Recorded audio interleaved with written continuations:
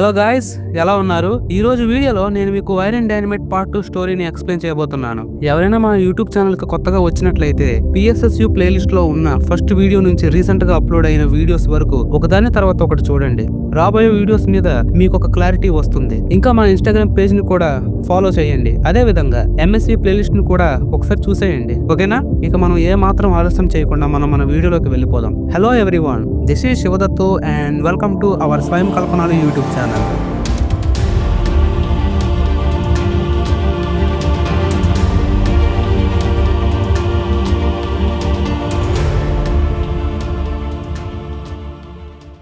Blue Pearl సొసైటీలో ఉన్న members చనిపోయిన విషయం తెలుసుకున్న ఐరన్ డైనమైట్, అదేనండి మన శివ, చాలా అంటే చాలా బాధపడ్డాడు. కానీ అదే సొసైటీకి లీడర్ అయిన అక్షయ్ ఏ మాత్రం బాధపడలేదు. వాళ్ళ చావుని చాలా ఈజీగా తీసుకున్నాడు. అక్కడ మన శివకి అక్షయ్ మీద డౌట్ వచ్చింది. సో అక్షయ్ యూజ్ చేస్తున్న సిరిస్టో మొబైల్ ని హ్యాక్ చేసి కాల్ డేటా నిమ్మని శివ హ్యాకర్స్ ఎజెండా సొసైటీకి చెప్పాడు. శివ చెప్పినట్లుగానే వారు చేశారు. ఇక్కడ హ్యాకర్స్ ఎజెండా సొసైటీకి కొన్ని రూల్స్ అండ్ రెగ్యులేషన్స్ ఉన్నాయి. కాల్ డేటా ఎవరైతే అడిగారో ఆ డేటాను వాళ్ళకు మాత్రమే అందిస్తారు. ఆ డేటాలో ఏముందో, కాల్ రికార్డ్స్ లో ఏమున్నాయో అది వాళ్ళు వినరు, ఇంకా రికార్డు చెయ్యరు. ఆ కాల్ రికార్డ్స్ లో అక్షయ్ ఇంకా సుశాంత్ మాట్లాడుకున్న మాటల్ని ఎప్పుడైతే శివ విన్నాడో అతనికి చాలా కోపం వచ్చింది. అయితే ఆ రోజు శివ అక్షయ్ కి ఫోన్ చేసి మనుషులు ఎవరు లేని ఒక స్పాట్ ని సెలెక్ట్ చేసి అక్కడికి అక్షయ్ ని రమ్మన్నాడు. శివ చెప్పినట్లుగానే అక్షయ్ చేశాడు. ఆ టైంలో శివ చాలా కోపంగా ఉన్నాడు. ఎందుకంటే అక్షయ్ నెబ్రిల్ కి చాలా ఎక్కువ డబ్బులు ఇచ్చి బ్లూ పెరల్ సొసైటీని చంపించాడు కదా. అందుకు హే శివ, మై ఫ్రెండ్, ఎందుకు నేను ఇక్కడికి రమ్మన్నావు? ఆ మాటల్ని విని శివ వెనక్కి తిరిగాడు. ఎదురుగా నిలబడి ఉన్న అక్షయ్ని మన శివ చూశాడు. అప్పుడు అక్షయ్తో శివ ఇలా మాట్లాడడం ప్రారంభించాడు. ఎందుకు బ్లూ పెరల్ సొసైటీలో ఉన్న మెంబర్స్ ని చంపించావు? ఏం మాట్లాడుతున్నావు శివ? నేనెందుకు అలా చేస్తాను? వాళ్ళు నా ఫ్రెండ్స్ కదా. నా దగ్గర యాక్టింగ్ చేయొద్దు. నీకు నెబ్రిల్ కి మధ్య ఉన్న సంబంధం ఏంటో నాకు తెలిసిపోయింది. ఎందుకు చంపించావు అని శివ అక్షయ్ని నిలదీశాడు. ఆ క్షణం అక్షయ్ శివని చూస్తూ చిన్నగా నవ్వుతూ ఇలా మాట్లాడుతున్నాడు. తప్పలేదు శివ, డబ్బు కోసం నేను వాళ్ళని చంపించాను. డబ్బు కోసమా? ఏం మాట్లాడుతున్నావు? నీకొక సీక్రెట్ చెప్పనా? నేనే బ్లడ్ స్టార్ సొసైటీ లీడర్ ని, అదే విధంగా ప్లాస్మా సొసైటీ లీడర్ ని కూడా నేనే అని అక్షయ్ చాలా విచిత్రంగా నవ్వుతూ అన్నాడు. అక్షయ్ ని శివ ఎప్పుడూ అలా చూడలేదు. ఎప్పుడైతే శివ అక్షయ్ ని అలా చూశాడో అతని రక్తం చల్లబడిపోయింది. అక్కడే దాక్కొని ఉన్న తార ఆ ఇద్దరు మాట్లాడుకుంటున్న మాటల్ని చాలా జాగ్రత్తగా వింటోంది. అక్షయ్, ఎందుకు ఇలా మారిపోయావు? నువ్వు చాలా మంచివాడు అనుకున్నాను. నువ్వు ఇలా మాట్లాడుతున్నావేంటి? వాళ్ళు నీకు ఏ అన్యాయం చేశారు? శివ, నేను చెప్పేది విను. నేను చాలా మంచివాడిని. నా చిన్నతనంలో నేను చాలా కష్టాల్ని ఫేస్ చేశాను. నాకు నా తండ్రి ఎవరో తెలియదు అని చాలా మంది నన్ను ఎగతాళి చేశారు, నన్ను అవమానించారు, మా అమ్మగారిని కూడా అవమానించారు. నేను సమయం కోసం ఎదురు చూశాను. ఆ అవకాశం నాకు సెరెస్ట్రో ఫాదర్ రూపంలో వచ్చింది. నేను జీవితాంతం సెరెస్ట్రో ఫాదర్ కి రుణపడి ఉంటాను. చూడు, నేను బ్లడ్ స్టార్ సొసైటీని క్రియేట్ చేశాను, అది నేను ఒప్పుకుంటాను. కానీ ఇన్నోసెంట్ పీపుల్ ని చంపమని నేను నా సోల్జర్స్ కి ఆర్డర్స్ ఇవ్వలేదు. ఆ రోజు ఇజ్రాయెల్ కంట్రీ మీద అటాక్ చేయించింది నేను కాదు, నా కమాండర్, ఇంకా వాడి కింద పనిచేస్తున్న సోల్జర్స్. నేను వాళ్ళందరినీ నా సొసైటీలోంచి వెళ్ళగొట్టాను. నేను నీకు ప్రామిస్ చేస్తున్నాను,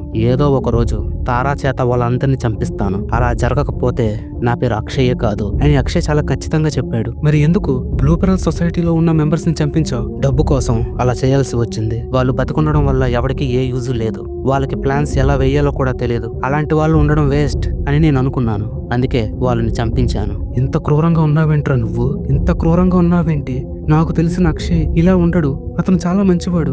అక్షయ్ నడుచుకుంటూ శివ దగ్గరికి వచ్చి శివని హక్ చేసుకొని శివతో చాలా ఎమోషనల్ గా ఇలా మాట్లాడుతున్నాడు. శివ, నీ పట్ల, మన ఫ్రెండ్స్ పట్ల నేను చాలా లాయల్ గా ఉన్నాను. అది ఎన్నోసార్లు నేను ప్రూవ్ చేశాను. మీరంటే నాకు చాలా ఇష్టం. మీకు ఏదైనా జరిగితే అది నేను అస్సలు తట్టుకోలేను. నేను నీకు ప్రామిస్ చేస్తున్నాను, నేను ఎలాంటి ఇల్లీగల్ యాక్టివిటీస్ చెయ్యను. అవన్నీ వదిలేస్తాను. నాకొక్క అవకాశం ఇవ్వు అని అక్షయ్ అన్నాడు. ఆ మాటల్ని విని శివ ఆలోచనలో పడ్డాడు. తారా ఏమీ మాట్లాడకుండా అలా నిలబడి ఉండిపోయింది.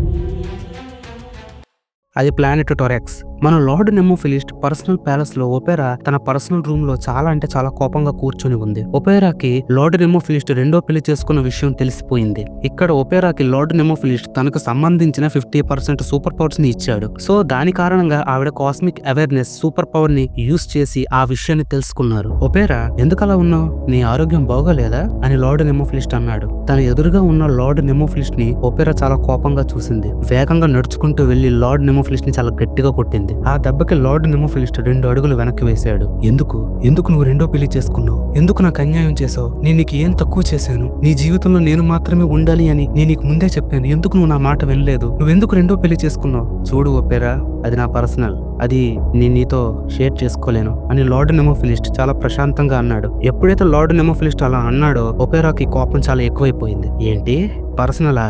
ఏం మాట్లాడుతున్నావు నువ్వు? పర్సనల్ ఏంటి? ఒపేరా, నువ్వు చాలా కోపంలో ఉన్నావు. ముందు నీ కోపాన్ని కంట్రోల్లో పెట్టుకో. ఆ తర్వాత దాన్ని ఇక్కడికి తీసుకుని వచ్చి నా కళ్ళ ముందే దాంతో పడుకుంటావా? నీ ఒపేరా చెప్పింది. ఒపేరా, నోరు అదుపులో పెట్టుకుని మాట్లాడు, లేకపోతే నేనేం చేస్తానో నాకే తెలియదు. ఏం చేస్తావరా? కొడతావా? చెప్పు, లేకపోతే నన్ను చంపుతావా? నీకు చంపడం కొత్త కాదు. నా కొడుకుని చంపేశావు, నీ కమాండర్స్ ని చంపేశావు. నీలాంటి పిరికివాడు ఈ విశ్వంలో ఎక్కడా ఉండడు. నీకన్నా ఆ పరావిష్ణు చాలా గొప్పోడు, చాలా మంచోడు. వాడు ఒక అమ్మాయిని మనస్ఫూర్తిగా ప్రేమిస్తున్నాడు. ఆ అమ్మాయి కోసం పరావిష్ణు ఏదైనా చేస్తాడు. ఏదో ఒక రోజు నువ్వు కుక్క చావు చేస్తావు ఆ పరావిష్ణు చేతిలో. నువ్వు పరావిష్ణు కాలి గోటికి సరిపోవు అని ఒపేరా చాలా కోపంగా చెప్పింది. ఆ క్షణం లార్డ్ నెమోఫిలిస్ట్ ఒక పోర్టల్ ని ఓపెన్ చేసి అందులోకి చాలా కోపంగా నడుచుకుంటూ వెళ్ళిపోయాడు. అలా వెళ్ళిపోయిన తర్వాత ఆ పోర్టల్ క్లోజ్ అయిపోయింది. 5 నిమిషాల తర్వాత ఆ రూమ్ లో ఒక పోర్టల్ ఓపెన్ అయింది. అందులోంచి జటాహర ఇంకా విక్రమాదిత్య తలలు నేల మీద దొర్లుకుంటూ వచ్చాయి. ఆ ఇద్దరు తలలను చూసి ఒపేరా చాలా అంటే చాలా భయపడిపోయింది. అదే పోర్టల్ నుంచి పూర్తిగా రక్తంతో తడిచిపోయిన లార్డ్ నెమోఫిలిస్ట్ నడుచుకుంటూ వచ్చాడు. ఎప్పుడైతే లార్డ్ నెమోఫిలిస్ట్ ని ఒపేరా చూసిందో ఆమె రక్తం చల్లబడిపోయింది, గుండెలో పిడుగుపడినట్లు అయిపోయింది. తర్వాత ఆ పోర్టల్ క్లోజ్ అయిపోయింది. లార్డ్ నెమోఫిలిస్ట్ నడుచుకుంటూ వచ్చి ఒపేరాని కిస్ చేశాడు. ఒపేరాని చాలా అంటే చాలా ప్రేమగా చూస్తూ తనతో ఇలా మాట్లాడుతున్నాడు. ఒపేరా, నేను నీకు ద్రోహం చేయలేదు. నా మరణాన్ని నేను అంతం చేశాను. నిజానికి నేను రెండో పెళ్లి ఎందుకు చేసుకున్నానో తెలుసా? నేను పుట్టిన మ్యాజికల్ టైంలోనే నా నోరా కూడా జన్మించింది. ఆ మ్యాజికల్ టైం కొన్ని లక్షల సంవత్సరాలకి ఒక్కసారి మాత్రమే వస్తుంది. ఆ విషయం పరావిష్ణుకి తెలియదు. ఒకవేళ నా నోరాని కనుక పరావిష్ణు పెళ్లి చేసుకుని తన ద్వారా పిల్లల్ని కన్నాడంటే వాళ్ళు విశ్వంలో చాలా అంటే చాలా శక్తిమంతులు అవుతారు. అలా జరిగితే నా చావుని ఆపడం ఎవ్వరి వల్ల కాదు. ఆ పరావిష్ణు కన్నా ముందు నేను నోరాతో పరిచయం పెంచుకున్నాను. ఆ పరిచయాన్ని ప్రేమగా మార్చి ఆమెను పెళ్లి చేసుకున్నాను. నేను నీకు ద్రోహం చేయలేదు. నా చావుని నేను అంతం చేశానంతే. దంతాసురుడు పరావిష్ణు చేతిలో ఓడిపోయినందుకు నాకు ఎలాంటి కోపం రాలేదు. నా స్టూడెంట్స్ ని నీ ముద్దుల కూతురు ప్రళయ చంపేసినప్పుడు కూడా నాకు కోపం రాలేదు. కానీ నువ్వు నన్ను ఆ పరావిష్ణుతో కంపేర్ చేసావు. అది నాకు నచ్చలేదు. ఇప్పుడు నువ్వేం చేస్తావంటే ప్రళయతో మాట్లాడి ప్లానెట్ ఎర్త్ ని పూర్తిగా డిస్ట్రాయ్ చేసే ప్రాసెస్ లో నాకు హెల్ప్ చేయమని చెప్పు, సరేనా? ఒకవేళ ప్రళయ అలా చేస్తే నేను నా రాజ్యాన్ని మొత్తం ప్రళయకి ఇచ్చేస్తాను. జటాహర విక్రమాదిత్య చనిపోయారని తెలుసుకున్న పరావిష్ణు చాలా బాధపడ్డాడు. ఈ విషయాన్ని పరావిష్ణు నారాయణి సేనలో ఉన్న ప్రతి ఒక్కరికి చెప్పారు. ఆ క్షణం తన మిత్రుణ్ణి పోగొట్టుకున్న అక్షయ్ పరావిష్ణు కన్నా చాలా ఎక్కువగా బాధపడ్డాడు. అయితే ఆ రోజు వైకుంఠ హాల్లో యాస్ట్రల్ ఫోర్స్ కి సంబంధించిన మెంబర్స్, అదే విధంగా నారాయణి సేనకు సంబంధించిన మెంబర్స్ చైర్స్ లో కూర్చొని ఒకరితో ఒకరు ఏమీ మాట్లాడుకోకుండా అలా కూర్చొని ఉన్నారు. జటాహర విక్రమాదిత్య చనిపోయిన విషయాన్ని శివ దగ్గర తన మిత్రులు దాచిపెట్టారు. సరిగ్గా అప్పుడే ఆ రూమ్ లోకి శివ ఎంటర్ అయ్యాడు. శివ ఆ రూమ్ లోకి వచ్చిన వెంటనే అందరికి వినపడేలా ఇలా మాట్లాడడం ప్రారంభించాడు. పరావిష్ణు, తొందరగా పోర్టల్ ఓపెన్ చేయి. మనం జటాహర్ని తిరిగి తీసుకొద్దాం. నేను వాడిని చాలా మిస్ అవుతున్నాను. విక్రమాదిత్యకి తన ఓల్డ్ ఫ్రెండ్ తిరిగి వస్తున్న విషయం తెలిస్తే వాడు చాలా అంటే చాలా హ్యాపీగా ఫీల్ అవుతాడు కదా. నేను కూడా నీతో పాటు వస్తాను అని శివ అన్నాడు. ఆ మాటల్ని విని పరావిష్ణు శివని చాలా బాధగా చూశాడు. శివ, నీకు ఒక విషయం చెప్పాలి. గీత వద్దు, నా మాట విను. దయచేసి ఆ విషయాన్ని వాడికి చెప్పొద్దు. అక్షయ్, దయచేసి కాసేపు సైలెంట్ గా ఉండు ప్లీజ్. ఇంతకీ ఏం జరిగింది? ఎందుకందరూ అలా ఉన్నారు?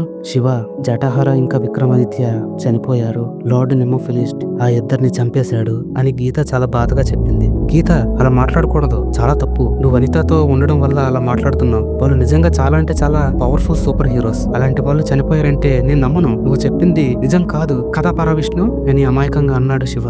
ఎప్పుడైతే శివ అలా అన్నాడో గీత శివని చాలా బాధగా చూసింది. అక్షయ్ కళ్ళు కన్నీటితో నిండిపోయాయి. అక్కడున్న ప్రతి ఒక్కరూ దుఃఖ సముద్రంలో పడిపోయారు. శివ, గీత చెప్పింది నిజమే. జటాహర ఇంకా విక్రమాదిత్య చనిపోయారు. వారు ఇక లేరు.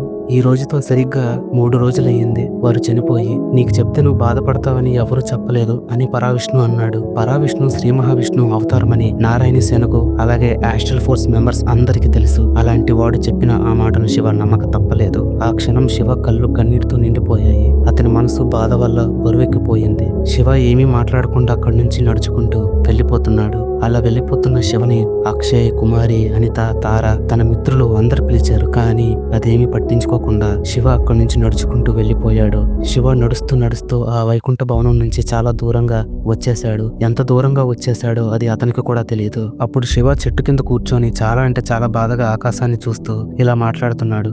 ఎందుకు నా జీవితం ఇలా అయిపోయింది? చిన్నతనంలో నేను నా కుటుంబాన్ని పోగొట్టుకున్నాను. ఇప్పుడు నేను నా ప్రాణం కన్నా ఎక్కువగా అభిమానించే నా ఫ్రెండ్స్ ని కూడా పోగొట్టుకున్నాను. నేనేం పాపం చేశాను? నువ్వు పుట్టడమే నువ్వు చేసిన పాపం అని ఒకరు అన్నారు. ఆ క్షణం శివ ఎదురుగా హైపర్ ఫిలిస్ట్ నిలబడి ఉన్నాడు. హైపర్ ఫిలిస్ట్, నువ్వెందుకు ఇక్కడికి వచ్చావు? నువ్వు చాలా బాధపడుతున్నావు కదా, ఆ బాధను నేను నీ నుంచి దూరం చేద్దామని ఇక్కడికి వచ్చాను శివ అని నవ్వుతూ హైపర్ ఫిలిస్ట్ అన్నాడు. ఎప్పుడైతే హైపర్ ఫిలిస్ట్ నవ్వాడో శివకి చెప్పలేనంత కోపం వచ్చింది. ఆ క్షణం అనంత అస్త్రాన్ని తలుచుకున్నాడు. అది అతని చేతులు ప్రత్యక్షమైంది. నువ్వు నాతో యుద్ధం చేయాలనుకుంటున్నావా? మంచిది. నేను ఇక్కడికి వచ్చింది కూడా అందుకే. యుద్ధం చేసే ముందు నేను నీకు ఒక విషయం చెప్పాలనుకుంటున్నాను. అదేమిటంటే లార్డ్ నెమోఫిలిస్ట్ విక్రమాదిత్యని జటాహర్ని చంపుతున్నప్పుడు నేను అక్కడే ఉన్నాను. ఆ ఇద్దరు మమ్మల్ని ఏం చేయొద్దు, దయచేసి మమ్మల్ని వదిలేయండి అని అతన్ని వేడుకున్నారు. నేను చాలా ఎంజాయ్ చేశాను అని హైపర్ ఫిలిస్ట్ నవ్వుతూ అన్నాడు. అప్పుడు హైపర్ ఫిలిస్ట్ వేగంగా ఎగురుకుంటూ వచ్చి శివని చాలా బలంగా గుద్దాడు. ఆ దెబ్బకి శివ ఎగిరి చాలా దూరంగా పడ్డాడు. తర్వాత శివ లేచి నిలబడ్డాడు. ముందు కన్నా హైపర్ ఫిలిస్ట్ ఇప్పుడు చాలా పవర్ఫుల్ గా ఉన్నాడు. ఆ విషయాన్ని శివ గ్రహించాడు. అప్పుడు హైపర్ ఫిలిస్ట్ మళ్ళీ ఎగురుకుంటూ శివ వైపు వస్తున్నాడు. అప్పుడు శివ తన దగ్గరున్న అనంతాస్త్రంతో హైపర్ ఫిలిస్ట్ ని చాలా గట్టిగా కొట్టాడు. ఆ దెబ్బకి హైపర్ ఫిలిస్ట్ చాలా దూరంగా ఎగిరి పడ్డాడు. హైపర్ ఫిలిస్ట్ లేచి నిలబడ్డాడు. ఆ క్షణం హైపర్ ఫిలిస్ట్ కి ఎదురుగా అనంతాస్త్రాన్ని పట్టుకొని శివ ఒక సింహంలా నిలబడి ఉన్నాడు. హైపర్ ఫిలిస్ట్ ఇంకా శివ పరిగెత్తుకుంటూ వచ్చి ఒకరిని ఒకరు ఢీకొట్టారు. ఆ దెబ్బకి చుట్టుపక్కల ఉన్న ప్రాంతం అంతా నాశనం అయిపోయింది. ఇక్కడ హైపర్ ఫిలిస్ట్ టెలిపోర్టేషన్ సూపర్ పవర్ ని యూజ్ చేసి శివని నచ్చినట్లుగా కొడుతున్నాడు. శివకి ఎలాంటి అవకాశం హైపర్ ఫిలిస్ట్ ఇవ్వడం లేదు. అప్పుడు హైపర్ ఫిలిస్ట్ శివ పీకను పట్టుకొని నచ్చినట్లుగా శివ ముఖం మీద గుద్దుతున్నాడు. ఆ టైంలో అనంతాస్త్రం శివకి చాలా దూరంగా నేల మీద పడి ఉంది. అప్పుడు అక్కడికి ఒక వ్యక్తి నడుచుకుంటూ వచ్చారు. నేల మీద పడి ఉన్న అస్త్రాన్ని ఆ వ్యక్తి ముట్టుకున్నారు. దాని కారణంగా ఆ అస్త్రం మీద సాంస్క్రిట్ లో రాసి ఉన్న అక్షరాలు గ్లో అవ్వడం స్టార్ట్ అయ్యాయి. ఆ వ్యక్తి ఆ అనంతాస్త్రాన్ని తన చేతిలోకి తీసుకుని వెనకాతల నుంచి వేగంగా పరిగెత్తుకుంటూ వచ్చి హైపర్ ఫిలిస్ట్ తల మీద చాలా గట్టిగా కొట్టారు. ఆ దెబ్బకి హైపర్ ఫిలిస్ట్ కుప్పకూలిపోయాడు. అతని తల నుంచి భయంకరంగా రక్తం బయటకు వస్తోంది. అక్కడికి వచ్చి అనంతాస్త్రాన్ని యాక్టివేట్ చేసి హైపర్ ఫిలిస్ట్ ని రక్తం వచ్చేలా కొట్టింది మన గీత. అదేనండి ఐరన్ ఫీనిక్స్. మోకాళ్ళ మీద కూర్చుని ఉన్న శివ పైకి లేచాడు. గీత నడుచుకుంటూ శివ దగ్గరికి వచ్చి అతని కిస్ చేసి అతన్ని హక్ చేసుకుంది. అప్పుడు అతనితో గీత ఇలా చెప్పింది, శివ, ఎవరున్నా లేకపోయినా ఎప్పుడూ నేను నీతోనే ఉంటాను. చనిపోయిన వాళ్ళని మనం తిరిగి తీసుకుని రాలేము, కానీ వాళ్ళని చంపిన వాళ్ళని మనం ఊరికే వదలకూడదు. ఆ యుద్ధంలో నేను నీకు సహాయం చేస్తాను. నాలో చివరి శ్వాస ఉన్నంత వరకు నేను నీ కోసం బ్రతుకుతాను అని గీత చాలా ఖచ్చితంగా చెప్పింది. నువ్వు నాలాగే అని శివ నవ్వుతూ అనంతాస్త్రాన్ని చూస్తూ అన్నాడు. తర్వాత ఆ ఇద్దరు అక్కడి నుంచి నడుచుకుంటూ వెళ్ళిపోతున్నారు. హైపర్ ఫిలిస్ట్ చనిపోయాడు అని ఆ ఇద్దరు అనుకున్నారు, కానీ హైపర్ ఫిలిస్ట్ చనిపోలేదు. ఆ ఇద్దరు అలా నడుచుకుంటూ వెళ్తున్నప్పుడు హైపర్ ఫిలిస్ట్ లేచి నిలబడ్డాడు. అటాక్ చేయడానికి రెడీ అయ్యాడు. ఆ టైంలో హైపర్ ఫిలిస్ట్ చాలా భయంకరంగా అరిచాడు. అది విని ఆ ఇద్దరు వెనక్కి తిరిగారు. ఆ ఇద్దరు చూస్తుండగానే హైపర్ ఫిలిస్ట్ గాలిలోకి ఎగిరి పిచ్చి పెట్టిన జంతువులా అరుస్తూ ఒక్కసారిగా పేలిపోయాడు. ఆ ప్రాంతం అంతా రక్తంతో తడిచిపోయింది. అధర్మ యుద్ధం చేయడం తప్పు అని నీకు తెలీదా హైపర్ ఫిలిస్ట్ అని ఒకరు అన్నారు. ఆ క్షణం ఆ ఇద్దరికి ఎదురుగా ఒక పోర్టల్ ఓపెన్ అయ్యింది. అందులోంచి ఒక వ్యక్తి నడుచుకుంటూ బయటకు వచ్చాడు. అక్కడికి వచ్చింది హైపర్ ఫిలిస్ట్ ని చంపింది మిస్టర్ రావేజర్. హే, ఎవరు నువ్వు? నేను లార్డ్ నెమోఫిలిస్ట్ పంపించాడా అని శివ అన్నాడు. ఆ క్షణం గీతా చేతిలో ఉన్న అనంత అస్త్రాన్ని శివ తన చేతిలోకి తీసుకున్నాడు. శివ, నేను నీకు హాని చేయడానికి ఇక్కడికి రాలేదు. నేను నీకు సహాయం చేయడానికి ఇక్కడికి వచ్చాను. ఏం మాట్లాడుతున్నావు? ఇంతకీ ఎవరు నువ్వు అని శివ అన్నాడు. నా పేరు రావేజర్. నేను నీ ఫ్రెండ్ని. ఆ పేరుతో నాకు ఫ్రెండ్స్ ఎవరు లేరు. నాకు ఇంకొక పేరు కూడా ఉంది అని చెప్పి రావేజర్ నడుచుకుంటూ ఆ ఇద్దరి దగ్గరికి వచ్చి నిలబడ్డాడు. తర్వాత అతని ముఖానికి ఉన్న సిల్వర్ తో తయారు చేసిన మాస్క్ ని రిమూవ్ చేశాడు. ఎప్పుడైతే శివ ఇంకా గీత రావేజర్ ముఖాన్ని చూశారో వాళ్ళు చాలా షాక్ అయ్యారు. ఎందుకంటే ఆ రావేజర్ వాళ్ళ బెస్ట్ ఫ్రెండ్ అక్షయ్. నువ్వు నా ఫ్రెండ్ అక్షయ్ లా ఉన్నావేంటి? అక్షయ్ నేను వేరు కాదు, మేమిద్దరం ఒకటే. నేను ఫ్యూచర్ నుంచి వచ్చాను. ఇంకొక విషయం ఏమిటంటే ఈ రోజు నుంచి మిమ్మల్ని చంపడానికి జెనోనియన్స్ ఒకరి తర్వాత ఒకరు వస్తారు, జాగ్రత్తగా ఉండండి అని చెప్పి ఆ ఇద్దరు చూస్తుండగానే రావేజర్ మాయమైపోయాడు. ఈ విషయాన్ని నారాయణ సేనలో ఉన్న ప్రతి ఒక్కరికి ఐరన్ డైనమైట్ ఇంకా ఐరన్ ఫీనిక్స్ చెప్పారు, కానీ వారి మాటల్ని ఎవ్వరూ నమ్మలేదు, ఒక్క అక్షయ్ తప్ప. సో ఫ్యూచర్ ఎలా ఉండబోతోందో అక్షయ్కి, గీతాకి ఇంకా మన శివకి తెలియదు. ఒక విషయం మాత్రం నేను చాలా ఖచ్చితంగా చెప్పగలను. ఈ రావేజర్ పరావిష్ణువు కన్నా, లార్డ్ నెమోఫిలిస్ట్ కన్నా చాలా పవర్ఫుల్. అసలు అక్షయ్ ఎందుకని రావేజర్ గా మారాడో నేను మీకు రాబోయే వీడియోస్ లో కూడా చెప్తాను. ఈ వీడియోకి ఇంతే గైస్. ఈ వీడియో మీకు నచ్చినట్లయితే లైక్ చేయండి, షేర్ చేయండి. మా యూట్యూబ్ ఛానల్ ని సబ్స్క్రైబ్ చేసుకోవడం మాత్రం మర్చిపోకండి. ఎవరైనా మా యూట్యూబ్ ఛానల్ కి కొత్తగా వచ్చినట్లయితే PSSU ప్లేలిస్ట్ లో ఉన్న ఫస్ట్ వీడియో నుంచి రీసెంట్ గా అప్లోడ్ అయిన వీడియోస్ వరకు ఒకదాని తర్వాత ఒకటి చూడండి. రాబోయే వీడియోస్ మీద మీకు ఒక క్లారిటీ వస్తుంది. ఇంకా మా ఇన్స్టాగ్రామ్ పేజ్ ని కూడా ఫాలో చేయండి. అదే విధంగా MSV ప్లేలిస్ట్ ని కూడా ఒక్కసారి చూసేయండి. అందులో వీడియోస్ తప్పకుండా మీకు బాగా నచ్చుతాయి. ఈ వీడియో మీకు బాగా నచ్చిందని నేను ఆశిస్తున్నాను. Thank you everyone and bye.